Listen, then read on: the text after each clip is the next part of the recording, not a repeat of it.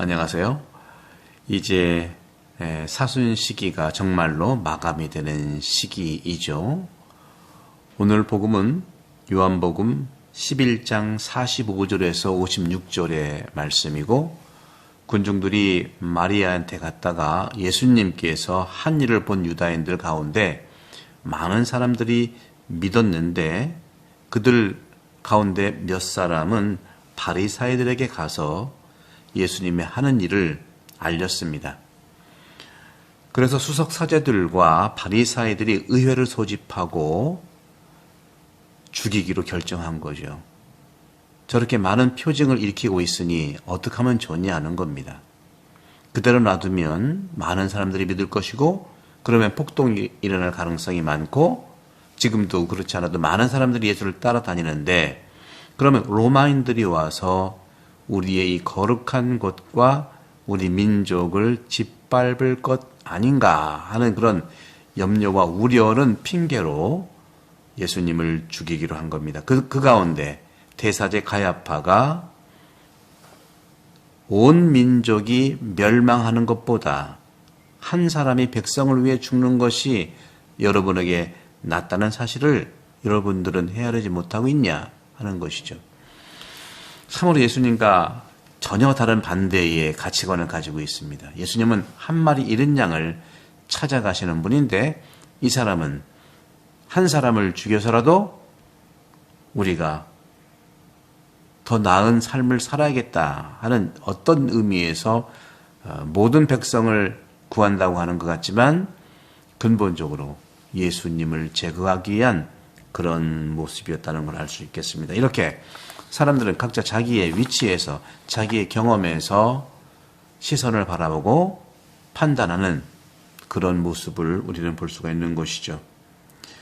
그러면서 가야파가 예언한 셈이라는 요한복음에 이 저자의 말도 있는 것이고요. 이러한 그 당시 종교 지도자들과 정말 자기 이득권을 생각하는 정치 지도자들이 합세해서 예수님을 죽이려고 하는데, 요한복음 사가는 바로 대사자가 예언한 셈으로 보면서 예수님의 이 죽음을 하느님 계획 안에 편입하면서 민족을 위해서 돌아가시리라는 것과, 이 민족만이 아니라 흩어진 하느님의 자녀들을 하나로 모으기 위해서 돌아가신다는 이러한 신학적인 예수님의 죽음에 대한 말씀을 하고 있는 것입니다. 그러면서 예수님께서는 이런 상황에 더 이상 다니시지 않으면서 광야에 가까운 고장 에프라임이라는 고을에 가셔서 제자들과 함께 머물고, 이제 내일 전례적으로 성지 주일 임금님으로서 나귀를 타고 예루살렘에 입성하는, 궁극적으로 죽음을 향해서 가는 모습을 우리는 성지주일 행렬을 하면서 성주간을 맞이하게 됩니다. 저는 이런 점에서 오늘날 우리가 한 사람을 희생해서 민족 전체가 살아야 한다는 이런 마귀 사냥의 모습들 안에서 이런 가치관을 우리는 벗어나야 됩니다. 우리나라 사람들은요, 한 사람을 죽이고 전체가 산다는 사상과는 반대로 한 사람이 스스로 희생해서 우리 민족과 나라를 구한 경우는 굉장히 많습니다. 바로 또 다른 예수님의 모습들이 우리나라 역사를 진정으로 예수님을 복음서에서 알기 이전부터 우리는 만나왔던 사실입니다. 저는 세계적인 생물학자와 유전학자의 이 토론에 대해서 제가 잠깐 봤는데요. 너무나 유명한 생물학자 리차드 도킨스, 유전학자죠. 유전학자 리차드 도킨스와 유명한 생물학자, 의사이면서 생물학자인 여기에 나와 있는 것처럼 우리가 살 수 있는 그 콜린스죠. 프랜시스 콜린스. 리차드 도킨스는 이기적 유전자라는 책으로도 알려진 분이고요. 프랜시스 콜린스는 의사이면서 생물학, 또 신앙인입니다. 리차드 도킨스는 본인은 이제 무신론자라고 말을 하면서 제가 쭉 1시간 반 넘는 이 강연들을 봤는데 확실히 느낀 것은 자기의 입장에서 얘기하는 것들을 볼 수가 있어요. 저는 심정적으로 사제이기 때문에 프랜시스 콜린스의 주장을 상당히 공감하면서도 리차드 도킨스의 유전학자, 제네틱스. 저도 이제 대학 때 생물학을 전공했고 또 유전학도 들었고 특히 이제 저는 식물을 너무 좋아했지만요. 이 리차드 도킨스 같은 경우에는 유전학적인 입장에서 세상을 모든 걸 바라보는 것을 저는 참 감동 깊게는 봤는데 자기 영역에 대해서만큼은 확실한 전문가이죠. 그 외의 것은 똑같이 정치 분야라든가 우주 항공 분야라든가 이런 분야에 우리가 자기의 관점들을 확대할 수는 없다고 생각을 합니다. 그런데 리차드 콜린스, 프랜시스 콜린스 같은 이분은 C.S. 루이스의 목사님의 책을 많이 읽었더군요. C.S. 루이스는 개신교 목사님이었지만 카톨릭으로 개종을 해서 수많은 책들을 쓰셨습니다. 여러분도 읽어보면 참으로 도움이 될 것이고 저도 강추해드립니다.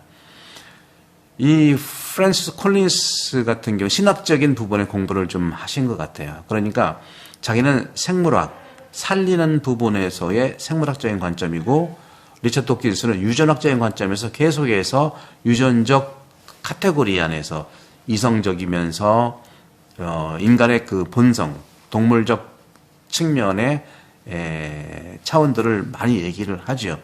예를 든다면 아기를 입양하는 것에 대해서 굉장한 그 알레르기를 보이는 것이 리차드 도킨스죠. 뭐 이 한편으로 유전학적인 입장에서는 이해합니다. 유전학적인 그러한 정교한 시스템에서 그걸 거부하고 아기를 갖지 않는다는 차원도 있고요. 그러니까 지금 짧은 시간에 많은 걸 말씀드릴 수는 없고요. 제가 볼 때는 그런 점에서는 이 관점들이 차이가 있는 것 같아요. 오늘 복음에서 대사제 가야파는 한 사람을 희생시켜서 민족을 살린다는 어떤 대의명분 같은 것들이죠.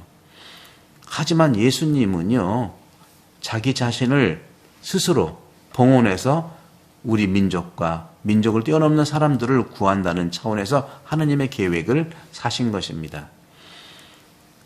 신앙 안에서 산다고 하는 것은 첫 번째는 사람이 소중합니다. 그리고 백성이 소중합니다. 오늘날 이런 가치들을 우리가 찾아내야 되겠죠. 예수님은 한 마리 잃은 양을 찾아서 99마리 대다수를 버린 것이 아니라 99마리를 믿어준 겁니다. 스스로 할 수 있기 때문에. 스스로 할 수 없는 한 마리를 찾아가는 이 가치는 십자가상의 가치랑 동일합니다. 예수님은 자기 스스로 하느님의 뜻에 따라 백성을 사랑하신 나머지 자기 삶을 스스로 십자가상에 내어주신 거예요. 정치적으로, 종교적으로 그들이 예수님을 죽이려 했던 것과 연결되는 차원에서 예수님은 얼마든지 피할 수 있었지만 스스로 그의 둘레에 덫에 스스로 들어가서 더 큰 하나님의 뜻을 살아가신 분이 예수 그리스도이시죠. 우리도 모두 사순절 이제 막바지 성주간에 은혜로운 시간이 되기를 바라면서 예수님처럼 한 마리 잃은 양을 찾아가는 그 심정은 모두를 구한다는 건강한 백성을 위해서가 아니라 건강하지 않은 한 사람을 위해 찾아가는 그리스도의 가치가 오늘날에도 이 부활의 신비로 향할 수 있다는 그 한 마리가 한 사람이 모두를 지향한다는 열린 한 사람이죠. 축복을 드리면서 은혜로운 사순시기 막바지 되시기 바랍니다.